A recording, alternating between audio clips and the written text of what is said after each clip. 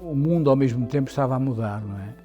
As máquinas elétricas vieram transformar essa paleotécnica em neotécnica e juntamente outras tecnologias apareceram, nomeadamente as nucleares. Para se resolver os problemas sociais era preciso responder tecnicamente e a tecnologia seria a resposta às questões sociais.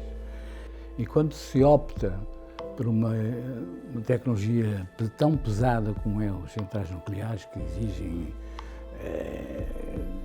gigantismos estruturais, tudo isso impunha-se para dar consequência a uma coisa dessas a uma sociedade que tivesse exigências desse tipo. Aqui em Portugal, em Ferreal, foi este povo que deu força aos intelectuais, aos cientistas, foi por isso que nós ocorremos às manifestações, eu estive ali presente, foram os meus alunos que fizeram o emblema que aparece eu e eles que fizemos esse trabalho. Tivemos o Clube de Roma, que explicitaram e que foi muito importante. É que o crescimento, que era um mito, que as pessoas julgavam que nós estamos em crescimento linear e que o crescimento tinha limites. Essa é uma noção fundamental. Foi essas lutas que nos levaram a ter uma ligação cada vez mais forte a Ferreal.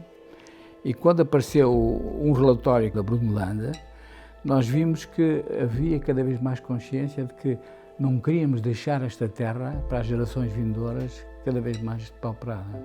Queríamos um futuro ecossustentável. E eu acho que essa foi a linha de força que fez que a consciência se tornou um ato, a consciência ecológica se tornou um ato cada vez mais generalizado na população portuguesa. Que nós hoje percebemos cada vez melhor com esta pandemia, inclusive.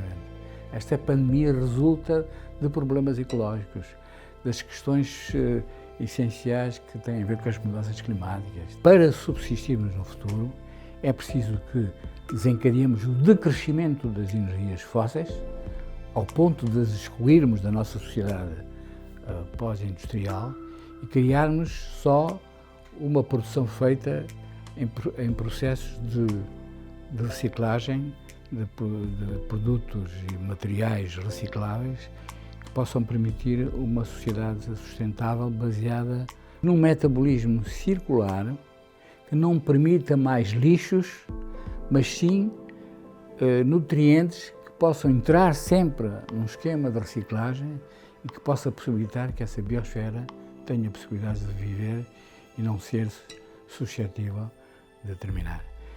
Eu escrevi um livro de urbanismo e prática social, escrevi este Sociedade e Território de Desenvolvimento Ecologicamente Sustentável. Numa revista que aqui está, também colaborei nesta revista, a iniciativa que nós apresentamos um conjunto de pessoas que aqui trabalharam, o Guerreiro, o Delgado Domingos, o Ribeiro Teles, e eu também escrevi aqui um livro justamente sobre o nuclear, um artigo, e nós, portanto, afrontamos essa opção. Era um bocado difícil de fazer pensar isso, como é que a energia solar, etc. Eu, ao mesmo tempo, estava a trabalhar sobre um português, que é este Padre Malai, que em 1904 tinha ganho um prémio em 1904. E trouxe-me à minha militância, à minha missão, digamos, neste país, a ideia de articular essas duas coisas. Reativo em relação à radioatividade e proativo em relação ao solar e às energias renováveis.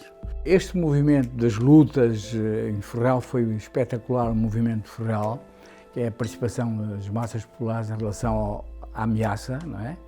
E, sobretudo, era a destruição do mundo rural, e esse mundo rural não tem que ser destruído com a modernidade e com a razão. E esse Padre Malai tinha feito uma revolução pedagógica, pensou sempre que todas as escolas deviam se aproximar da sustentabilidade, deviam ter possibilidade das crianças que lá estavam, não só se ocuparem do jardim, para se ligarem à natureza como um elemento fundamental da própria aprendizagem, mas inclusivamente para a sustentabilidade das pessoas.